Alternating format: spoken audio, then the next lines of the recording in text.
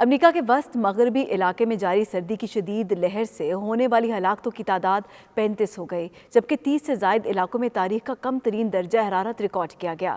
مزید جانتے ہیں واشنگٹن سے نمائندہ 92 نیوز خرم شہزاد سے۔ جی خرم، کیا بتانا ہے محکمہ موسمیات کا؟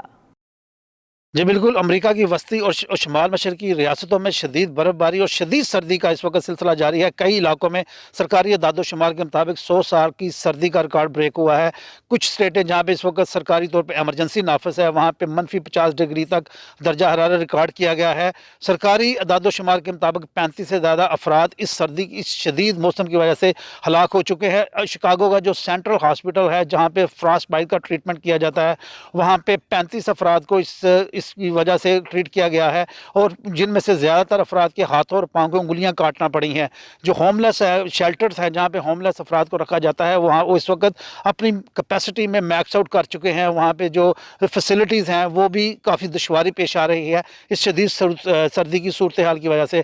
اکراس امریکہ 5000 سے زیادہ فلائٹس کینسل ہو چکی ہیں، اور ان کی جو آنے والے 2-3 دنوں میں ان کی بحالی کا بھی کوئی خاص امکانات نظر نہیں آ رہے۔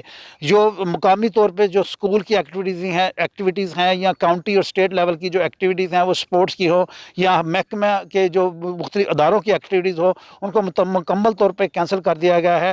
شکاگو کے شہر شکاگو ہو یا اس کی مضافاتی جو ریاستیں ہیں، وہاں پہ اس وقت سرکاری طور پہ جو ایمرجنسی نافذ کی گئی ہے، وہاں پہ لوگوں کو انسٹرکشنز دی گئی ہیں کہ گھر سے باہر نہیں نکلنا۔